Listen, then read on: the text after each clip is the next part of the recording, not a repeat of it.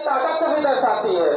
आदरणीय ग्रामवासियों व प्यारे मित्रों, गणतंत्र दिवस भारत का राष्ट्रीय पर्व है जिसे सभी धर्म के लोग समान भाव से मनाते हैं, जिसका संबंध किसी जाति या धर्म से न होकर राष्ट्र से होता है। इसीलिए हम इसे राष्ट्रीय पर्व कहते हैं।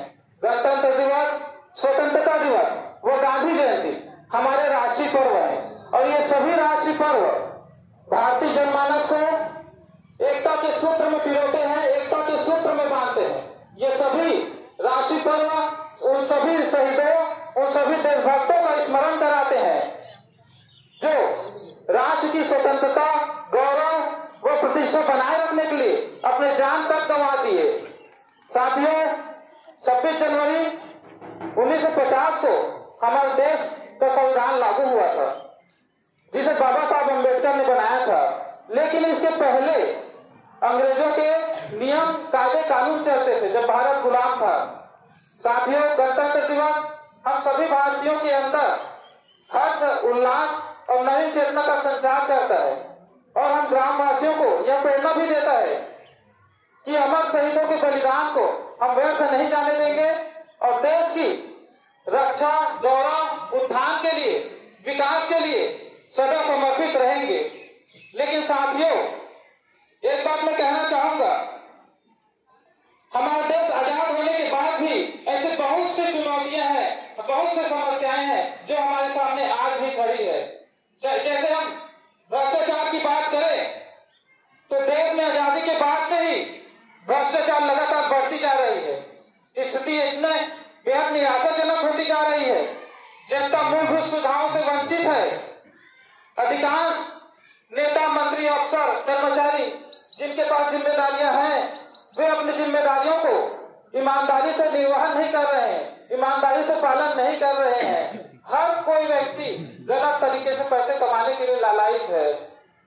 जनता की सेवा से जुड़े राजनीति के क्षेत्र में भी अपराधियों व भ्रष्ट लोगों का जमावड़ा है। अपराधियों, भ्रष्ट लोगों, भ्रष्ट नेताओं, भ्रष्ट कर्मचारी, अधिकारियों से न कभी देश का भला हुआ है और न ही भविष्य में कभी होगा।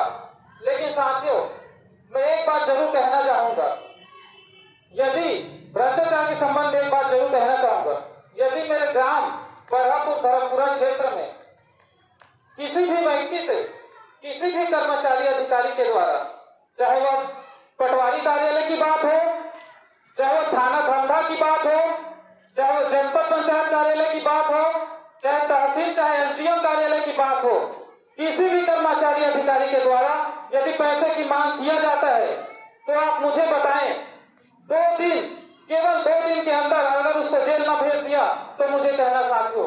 इसी प्रकार यदि हम सांप्रदायिकता की बात करें तो भारत देश में, भारतीय संविधान में देश को धर्मनिरपेक्ष रखा गया है ताकि भारत के सभी नागरिक समान हो, किसी के साथ भेदभाव न हो। लेकिन राजनीतिक दलों ने इसके ताने बाने को उधेड़ कर रख दिया है। राजनीतिक दल सत्ता के लालच में आकर, राजनीतिक दल, बहुत सारे राजनीतिक दल हैं जो सत्ता के लालच में आकर समाज को जातियों और धर्म में बांटने की नीति चलाते हैं, जिसके चलते विभिन्न धर्मों और जातियों के बीच मनमुटाव बढ़ता जा रहा है, जो देश की एकता व अखंडता के लिए खतरा है। इसी प्रकार यदि हम ग्राम स्वास्थ्य की बात करें तो पिछले 3 वर्षों में कोरोना महामारी के कारण लाखों लोगों ने अपने जान गंवा दिए। न तो उनको सही समय में ऑक्सीजन मिल पाया और न ही अस्पतालों में बेड, रोटी, कपड़ा, मकान, स्वास्थ्य, शिक्षा जैसी गंभीर विषयों की बात करें तो सरकारों के द्वारा अनदेखी किया जाता है। अशिक्षा, गरीबी, बेरोजगारी, नक्सलवाद, आतंकवाद, राजनीतिक अपराधीकरण, निर्माण कार्यों की अनदेखी जैसी बहुत सी समस्याएं हैं जो हमारे आसपास नजर आ जाएंगी। लेकिन इन समस्याओं को समाधान करने की दिशा में शासन प्रशासन तंत्र नाकाम रहा है। साथियों, हमें हर साल गणतंत्र दिवस, स्वतंत्रता दिवस में भाषण सुनने को मिलता है और उन भाषणों में देश की समस्याओं का भी जिक्र होता है। लेकिन आप गौर करेंगे ये समस्याएं आज की नहीं है, ये समस्याएं दशकों से हमारे देश में मौजूद है। आप सबको पता है अधिकांश नेता मंत्री अफसर के द्वारा गणतंत्र दिवस में भाषण दिया जाता है, लेकिन जब देश समाज व जनता की कल्याण की बात आती है तो सब के सब नाकाम नजर आते हैं।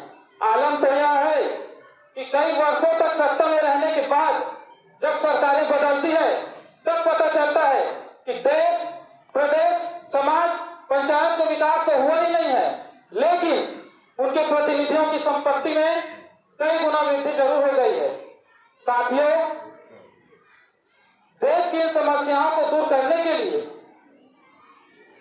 हमें वर्तमान व्यवस्था में व्यापक सुधार की जरूरत है। भ्रष्टाचार तो मानो हर समस्या का एकमात्र जड़ हो गया है। यदि इसको खत्म कर दिया जाए तो बाकी सब समस्याएं धीरे धीरे कम होने लगेंगी। राजनीति के क्षेत्र में भी सुधार की जरूरत है। कर्मठ, ईमानदार व सही लोगों को राजनीति में आना होगा, तभी हमारे देश का सही विकास हो पाएगा, हमारा देश आगे बढ़ पाएगा। लोकतंत्र के सभी हिस्से आपको मालूम होगा, विधायिका, कार्यपालिका, न्यायपालिका को भी अपनी अपनी भूमिका का ईमानदारी से निर्वहन करना होगा। चौथा स्तंभ कहे जाने वाले प्रेस मीडिया को भी अपनी ईमानदारी का अपनी भूमिका का ईमानदारी से निर्वहन करना होगा।